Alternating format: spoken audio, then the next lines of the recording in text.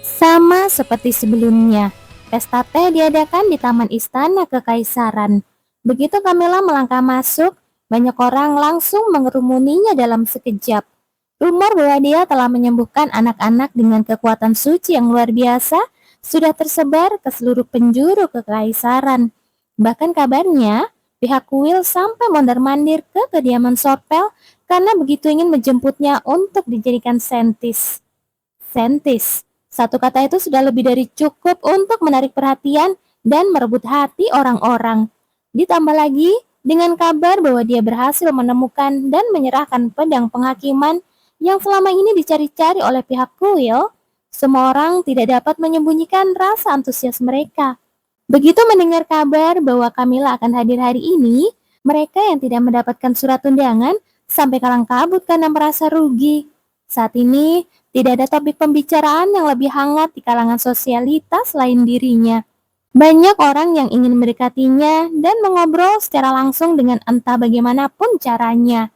Melihat orang-orang yang memberikan reaksi berlebihan pada setiap kata yang diucapkannya, Camilla merasa agak risih. Gaya rambutmu hari ini cantik sekali, Camilla. Benarkah? Terima kasih. Di antara orang-orang yang mendekat dan menyapanya dengan sok akrab, ada satu wajah yang sangat familiar. Juela Vakes, perempuan yang dulu pernah menjambak rambutnya di ruang pesta karena memperebutkan Petro. Perempuan itu kini juga ikut mendekatinya sambil tersenyum lebar dan melontarkan pujian yang jelas-jelas tidak tulus dari lubuk hatinya. Sejak kapan kita jadi seakrab ini sampai kamu bicara sesantai itu pada aku? Melihat Juela yang berbicara santai seolah ingin memamerkan kedekatan mereka secara alami, Camilla terus mendejakan lidahnya di dalam hati. Minimal, kendurkan sedikit tatapan matamu yang tajam itu. Meskipun perempuan itu berusaha keras agar terlihat akrab, sorot matanya penuh dengan rasa tidak suka. Jelas sekali kalau dia hanya berpura-pura mendekat. Jangan-jangan dia disuruh oleh keluarganya kalau dia harus berteman dekat denganku. Ya ampun, kasihan juga kamu. Pasti rasanya melelahkan, harus pura-pura tersenyum di depan orang yang dibenci. Camilla pun memutuskan untuk membiarkan saja aksi pamer kedekatan yang canggung itu. Kalian semua tampaknya sedang bersenang-senang ya? Saat itulah sebuah suara yang familiar terdengar. Itu adalah Permaisuri Javiela, sang tuan rumah pesta teh kali ini. Begitu dia muncul, semua langsung membungkuk dalam-dalam. Suasana taman kembali ramai saat mereka saling bertukar salam formal. Namun, Camilla tidak bisa mengucapkan sepatah kata pun begitu melihat sosok Permaisuri Javiela. Dia harus mengerahkan seluruh tenaganya hanya untuk menahan mulutnya agar tidak ternganga. Selamat datang, Nona Camilla.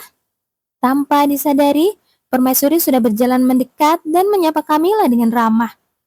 Yang mulia, terima kasih telah mengundang saya. Camilla buru-buru menundukkan kepalanya demi menyembunyikan ekspresi terkejutnya. Sambil menunduk, dia menggigit bibirnya kuat-kuat agar tidak kelepasan mendesah kaget. Apa-apaan itu? Bagaimana bisa jadi seperti itu?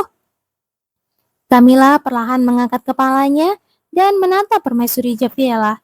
Tepat di belakang wanita itu berdiri satu lagi sosok Permaisuri Javiela. Itu adalah jiwanya. Keadaannya persis seperti orang-orang waktu itu. Sama seperti jiwa Rania dan anak si hantu air. Jiwa Permaisuri Javiela tampak kehilangan kesadaran dan menundukkan kepalanya dalam-dalam. Begitu melihatnya, sekujur tubuh Camilla langsung merinding. Dia langsung tahu apa yang sedang terjadi. Jiwanya telah direnggut. Dia benar-benar tidak habis pikir bagaimana ini bisa terjadi. Padahal saat terakhir kali mereka bertemu, wanita itu masih baik-baik saja. Kenapa tiba-tiba menjadi seperti ini? Tiba-tiba, sebuah ingatan melintas cepat di kepalanya. Itu adalah ucapan Chris yang lewat begitu saja saat pendeta Daniel mengunjungi serikat dagang tempo hari. Kalung suci, kalung berwarna merah itulah yang sedang mereka bicarakan waktu itu. Chris bilang, karena kalung itu sedang tren belakangan ini, Permaisuri Javiela juga memakainya. Camilla hanya bisa tertawa getir melihat Permaisuri Javiela yang kini sedang mengobrol dengan ramah bersama orang-orang lain. Melihat langsung efek dari benda sakral merah itu di depan matanya, membuat pikiran Camilla menjadi sangat rumit. Bukankah katanya ada banyak sekali orang yang memiliki kalung suci tersebut?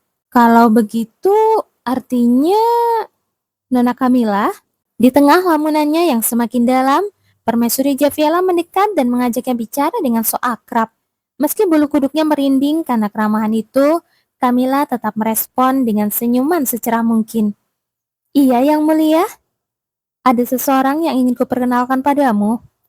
Perkenalan? Tiba-tiba sekali? Siapa? Ah, kebetulan dia datang. Mendengar ucapan itu, Camilla perlahan menoleh dan langsung kehilangan kata-kata. Seorang pemuda berusia awal 20-an tengah berjalan mendekat sambil tersenyum tipis. Dia adalah pangeran kedua Abiel, anak kandung permaisuri Jabiela. Sesuai dugaan, penampilannya yang menonjol itu sangat mirip dengan ibunya yang memang terkenal cantik. Para nyonya dan gadis bangsawan yang sempat terkejut dengan kemunculannya yang tiba-tiba langsung berebut untuk memberikan salam. Setelah membalas mereka dengan anggukan pelan, pangeran itu langsung berjalan menuju tempat Camilla dan permaisuri Javiela berada. Setelah menyambut putranya dengan gembira, permaisuri langsung memperkenalkannya kepada Camilla. Tentu saja, pandangan semua orang yang ada di sana langsung tertuju pada mereka bertiga. Sudah lama tidak bertemu, Putri Sorpel. Benar Yang Mulia, situasi macam apa lagi nih? Pikiran Camilla berputar rumit saat dia membalas salam itu sambil berusaha menyembunyikan rasa risihnya. Camilla terus memijat pelipisnya, seolah kepalanya terasa sangat pening. Sejak pulang dari istana kekaisaran, kerutan di dahinya tidak kunjung hilang. Di atas meja di hadapannya, tergeletak dua buah kalung yang sudah hancur berkeping-keping. Itu adalah kalung suci merah yang dia dapatkan dari pendeta Daniel dan kalung suci hitam milik Viscount Orleans. Pihak Will menjelaskan bahwa jika kekuatan benda suci itu habis, warna batunya akan berubah menjadi hitam. Jika itu terjadi, mereka harus menukarnya dengan yang baru. Tapi setelah diselidiki, sejauh ini tidak ada satu orang pun yang datang ke kuil untuk menukar benda suci mereka. Bukan berarti kekuatan benda suci itu bertahan sangat lama. Jelas-jelas ada orang yang warna kalungnya sudah berubah, tetapi tidak ada satupun dari mereka yang membeli benda suci baru. Begitu juga dengan permaisuri Javiela. Menurut pelayan yang melayaninya, benda suci yang dipakai permaisuri juga sempat berubah warna menjadi hitam. Dan tidak lama setelah itu, dia menyuruh pelayan membuangnya dengan alasan sudah tidak butuh lagi. Padahal sebelumnya, dia sangat menyayangi dan merawat benda itu. Kesimpulannya sudah jelas, bukan? Momen ketika benda suci merah berubah menjadi hitam seperti ini. Saat itulah jiwa mereka ditukar. Dia tidak tahu bagaimana prinsip kerjanya, tetapi tidak ada penjelasan lain selain itu. Setelah kaisar, sekarang giliran permaisuri. Camilla benar-benar tidak tahu apa yang sebenarnya sedang terjadi saat ini. Lama-lama, bisa-bisa jiwa semua orang di sini tertukar semua. Waktu upacara ritual kemarin kan, hampir semua orang yang memakainya. Astaga, dia bahkan tidak tahu harus mulai membenahi masalah ini dari mana. Lagi pula, apakah ini adalah masalah yang bisa dia bereskan? Sejujurnya, dia sendiri ragu. Apakah dia boleh ikut campur dalam urusan berbahaya seperti ini? Rasanya aku ingin cuek saja. Rasanya dia ingin tutup mata dan pura-pura tidak tahu. Siapapun bisa melihat kalau tingkat bahaya masalah ini sudah mencapai level maksimal. Lampu merah tanda bahaya seolah berkedip di mana-mana yang menandakan masuk langsung mati.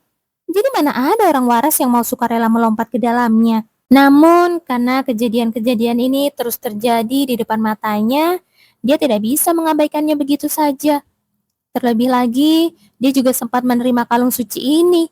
Berkat darah yang dioleskan oleh malaikat maut Hevel waktu itu, dia berhasil selamat.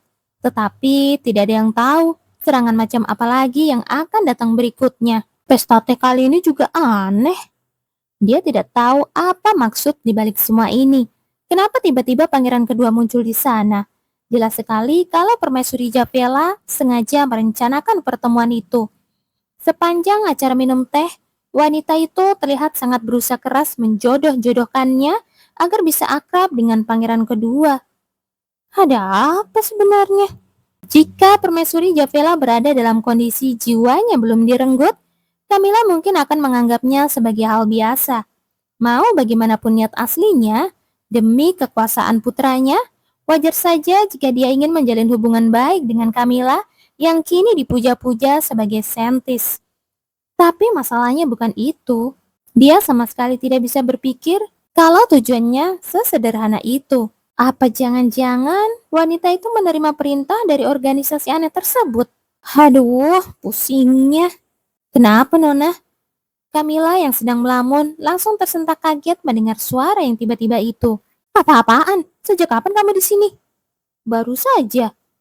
Ternyata itu Dorman. Memangnya ada masalah? Itu... Bukan. Daripada itu, belakangan ini kamu kelayapan kemana saja sih? Camilla melihat keluar jendela. Hari rupanya sudah gelap gulita. Anak ini tidak kelihatan batang hidungnya sejak pagi tadi. Jadi, dia baru pulang sekarang setelah pergi seharian. Mendengar pertanyaan Camilla, Dorman menggaruk pipinya dengan canggung karena merasa serba salah. Belakangan ini saya ada sedikit urusan. Urusan apa? Urusan pribadi. Melihat Dorman yang enggan menjawab dengan jelas, mata Camilla langsung menyipit curiga. Kamu tidak sedang membuat masalah lagi, kan? Tentu saja tidak. Beneran tidak. Memangnya di mata Nona saya ini cuma bisa membuat masalah saja? Iya. Keterlaluan sekali. Padahal belakangan ini saya sibuk juga demi seseorang. Demi siapa? Pikir saja sendiri. Kenapa sih dia? Camilla mendejakkan lidahnya pelan, melihat Dorman yang langsung cemberut dan merajuk tanpa mau menjelaskan apa-apa. Lagi pula, sekarang bukan itu yang penting. Panggil Hevel, katakan aku ingin bertemu. Hevel, untuk apa? Aku melihat manusia yang jiwanya direnggut lagi. Di mana? Di istana kekaisaran. Meski tidak harus bertindak sekarang, setidaknya dia ingin tahu nama asli dari jiwa yang saat ini menempati tubuh Permaisuri Javela. Bagaimana ya? Sepertinya dia tidak akan mau datang. Namun reaksi Dorman agak aneh. Dia memasang senyum canggung seolah sedang berada di posisi yang sulit. Bahkan kalau saya yang menyuruhnya datang, dia pasti tidak akan mau. Kenapa? Dia sedang agak marah kepada saya. Apa? Siapa? Hevel, marah kepadamu? Serius?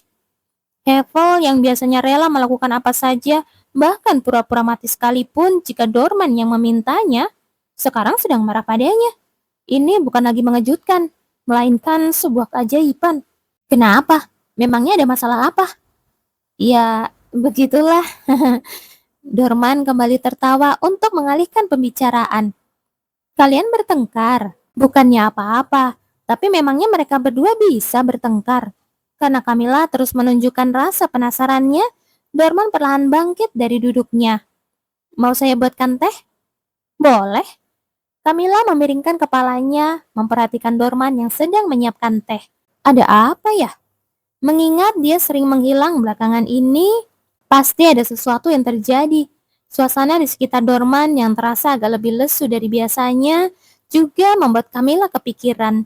Sesaat kemudian, secangkir teh diletakkan di hadapannya. Namun setelah itu, Dorman tidak langsung pergi, melainkan berdiri mematung di depan Camilla. Kenapa? Ada yang mau kamu katakan? Dorman menggantungkan kalimatnya, lalu kembali duduk di depan Camilla. Dia kemudian menatap garis itu dalam diam untuk beberapa saat. Bagaimana hari-hari Nona belakangan ini? Kenapa tiba-tiba tanya begitu? Cuma penasaran saja. Dorman tersenyum tipis.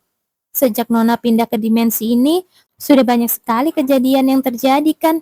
Saya cuma penasaran. Apakah Nona masih merasa kesulitan untuk beradaptasi di sini?